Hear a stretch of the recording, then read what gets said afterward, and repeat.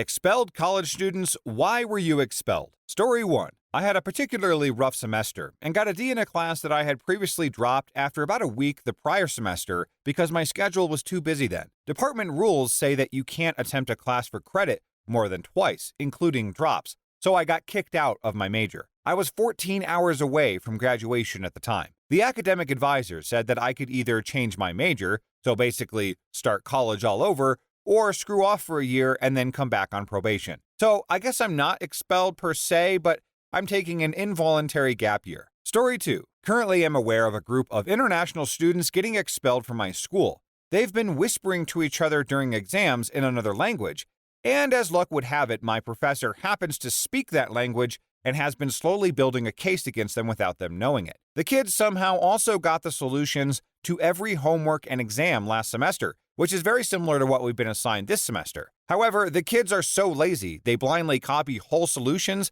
not realizing numbers are different, sometimes units are metric, and they answer in English. And one problem asked for something completely different from what they solved for using the exact procedure to solve last semester's homework. They're completely screwed, and I'm kind of excited to see it.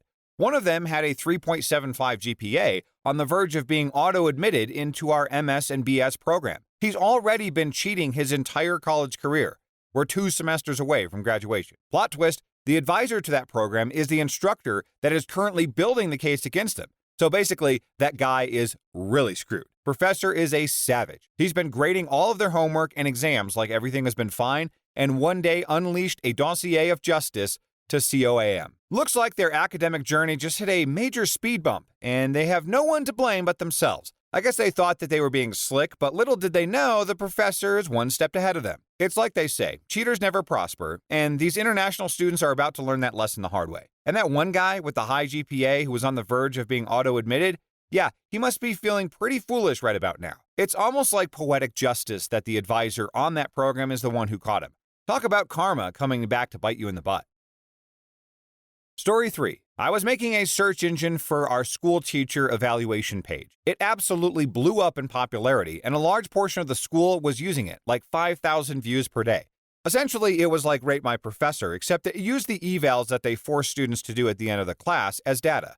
I also added features that made it more desirable for students. It became so popular that it was showing up on the front page of Google for certain teachers' names. Some of those teachers had low ratings and got pissed off and complained. I had unintentionally violated IP laws because the evaluations were under password protections and my site was not. The only reason I didn't get expelled was because the dean of my department had my back. He did research and concluded that the information should not have been made private in the first place, then sent a public information request to make it so that my project did not break the law. I definitely had people asking for my expulsion for a scary amount of time. Story 4. I was expelled back in my 4th year of college. I've dealt with social anxiety since childhood, and it came to a head in my 3rd year when I was having panic attacks frequently. I got help, but then it was too late for my grades because I had been barely passing classes by the skin of my teeth. I was a 4th year comp science major and didn't know how to program at all. I tried to get back on the horse after going through therapy for my anxiety, but I felt so defeated that my grades slipped further into the hole that I dug for myself. I think the quarter I got kicked out, I had 2 Fs, 2 Ds, and a C.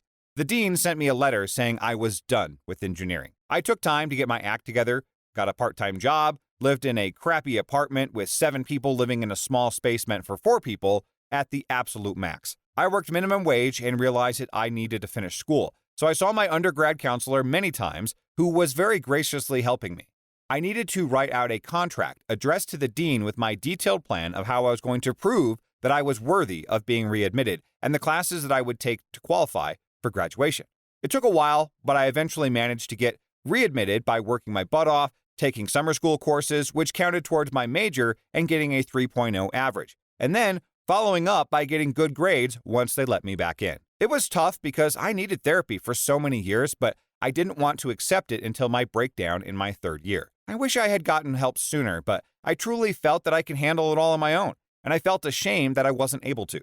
But I'll say this, I don't regret for a second that I ended up getting help. I was a little embarrassed about it at first, sure, but I soon got over that. I still have some days where anxiety is in the back of my mind, but I'm a lot better now, and I graduated. If you're struggling in school, just know that even if you get kicked out, that doesn't mean it's the end for you. if you honestly want to finish. Story 5. I spent too much time drinking and not going to class. I was a junior with a 1.6 overall GPA. The university said that they didn't need my kind around here and would open my spot for someone who would appreciate it. This got my attention, so I went to the dean and talked to him for several hours, trying to get back in. He said, no, 19 out of 20 of you guys get back into doing the same thing. I told him that I would be the exception. He gave me another chance. And then from then on out, it was 4.0 every semester. I finally got my GPA up over 2.5 so I could graduate, and I made sure and went back to the dean's office to thank him and tell him that I was the 1 out of 20 that made it. Story 6. Was expelled the first time I went to college back in the 90s. I remember on orientation day, we walked by the fraternities and my dad got all excited, walked up to the Phi Kappa Taus, they were pretty cool, and acted all interested in me. I didn't look around anywhere else. Hell, I was 17 and very intimidated. I rushed them, and turns out that they were massive party animals. I lived and worked 40 minutes away from school and had a girlfriend back home. So far, right? I scheduled all my classes at 7 to 11 a.m. It was hard to get up at 5, drive into school, and then pay attention in a 1,000-seat lecture hall, so I started to stay at the frat house and blow off my classes. The first semester, I got a 0.0. The next semester, I got a 0.33. Way, 1D. I wasn't the only one expelled from school that year. Me and 4 other guys were competing for the lowest GPA. What a waste. Stupid college is wasted on the young. I went back in my 30s and got my degree, but I wasted a tremendous amount of time working crappy jobs for bad people. Well, they do say that hindsight is 20/20, but in your case, it's more like 0.0, 0.0. Looks like you took the phrase work hard, party harder a little too seriously. But hey, at least you learned from your mistakes and you went back to finish your degree. And now that you have a story to tell about how not to handle college, it's never too late to turn things around and make the most out of your education. Story 7. I was expelled 3 years ago from a small private liberal arts university 2 weeks before I was supposed to graduate. I was in an upper-level algorithms course for my computer science major, and instead of a final, the professor assigned a large research project on an extremely niche area of the subject. I had other classes to worry about finishing as well, so admittedly, I didn't prioritize the paper as much as I should have. 3 weeks before it was due, the professor required us to submit a rough draft so that he could critique and help us. My topic was so niche that I was only able to find one text on it, but it was a really good source with a very long mathematical proof, like 3 pages worth, so obviously I was going to cite this proof as the fulcrum of my paper. There was no way I could do this sort of math on my own. I could only find a physical copy of this source from the library. There was no digital copy. So in order to use it and cite it in my paper, I would have to transcribe 3 pages of mathematical proof by typing it in. Now that sounds easy enough, but the thing with mathematical papers is that they use a lot of symbols. It's how the math is demonstrated. I used a language called LaTeX, which allows you to input things and make everything look nice, but it's time-consuming. This took me nearly 4 hours, but I finally had a digital copy of my proof. I didn't have time to write anything more than an abstract for my rough draft, and I cited my source in the Works Cited section. So I turned this in to my professor, and as if to say, I don't have much, but this proof was hard to acquire, and I will be basing my paper around it. He calls me in the next day to inform me that he has reported me to the Academic Affairs Council for plagiarism. I am dumbfounded. I explained my reasoning for what I turned in, and how I had no intention of plagiarizing work that I clearly cited, on a rough draft no less, to which his response was, that is for the council to decide. So I appear before the council, try to explain everything in layman's terms, how I had no idea that it's even possible to be found guilty of plagiarism for an incomplete work, how I would never try to steal intellectual work 2 weeks before I'm supposed to graduate, how if I had known that this was possible, I would have turned in nothing. But they are having none of it. I will never forget how they asked me why I didn't just photocopy the textbook and submit that.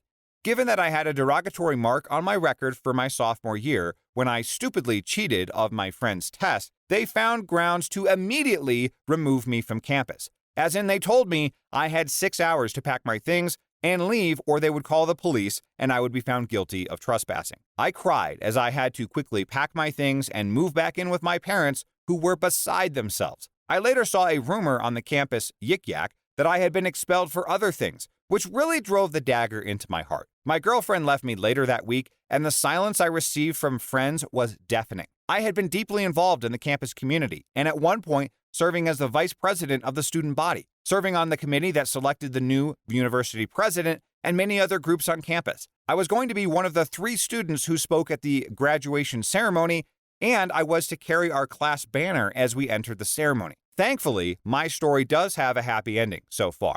By the time my classmates were crossing the stage, I had already found a job and was gainfully employed. Where I had been myopic about my future after college, I now suddenly had a fire to regain what was taken from me. I'm on track to finish my bachelor's this year while also working at a Fortune 500 company. I've never shared this story with anyone who doesn't know me closely, and I'm hesitant to speak to a professional counselor about my struggles with this and an abusive ex-girlfriend. And perhaps that's something I should do. I hope someday I'm able to prove that you can lose everything and still persevere and rebuild. Every year on April 25th, the day they expelled me, I take myself out to a nice restaurant and promise not to let something like that happen again. Story 8. I unintentionally got another student expelled.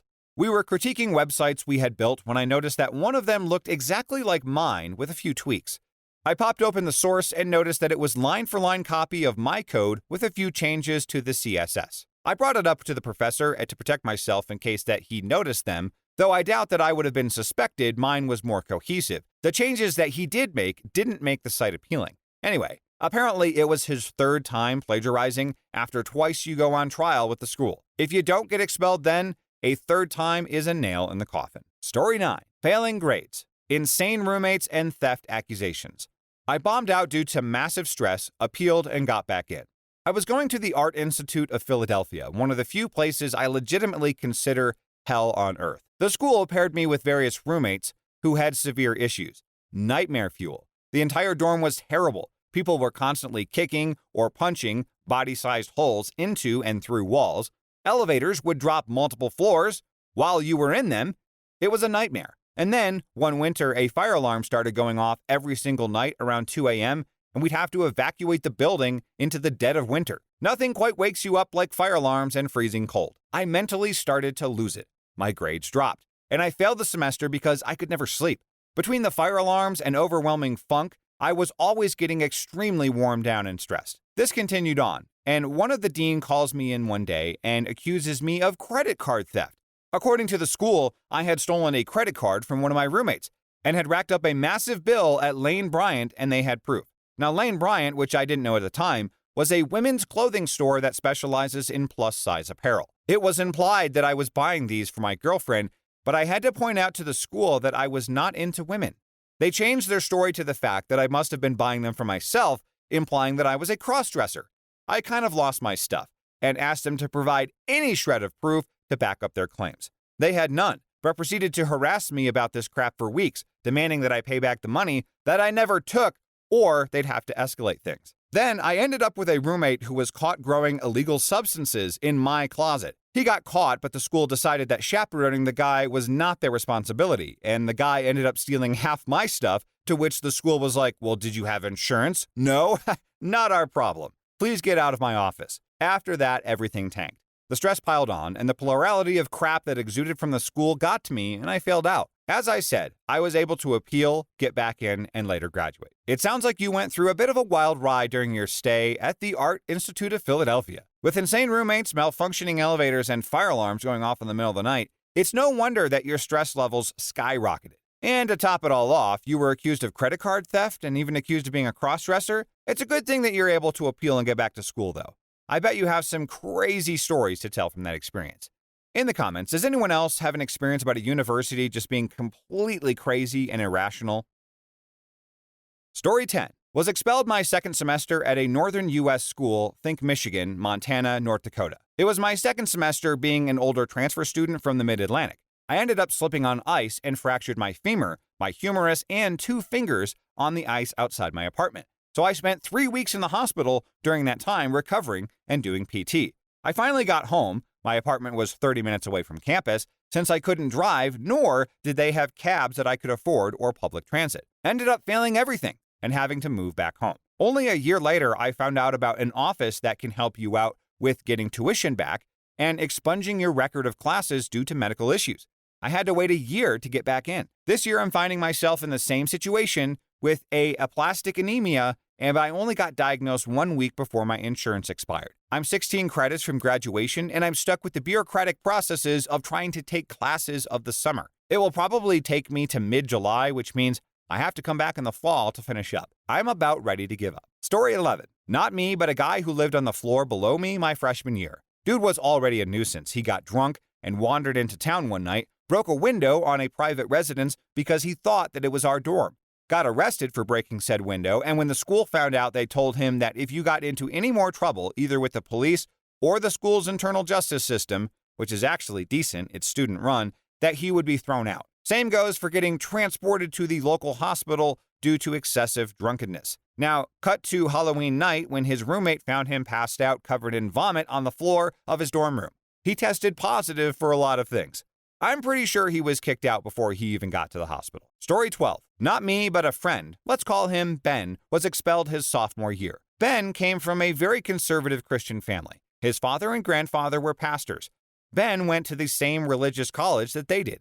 That college had strict rules about dressing modestly and fraternization of opposite sexes. Now, if I recall, there were different levels allowed that depending on age and role in the school. Ben was caught off campus seeing a movie with a girl.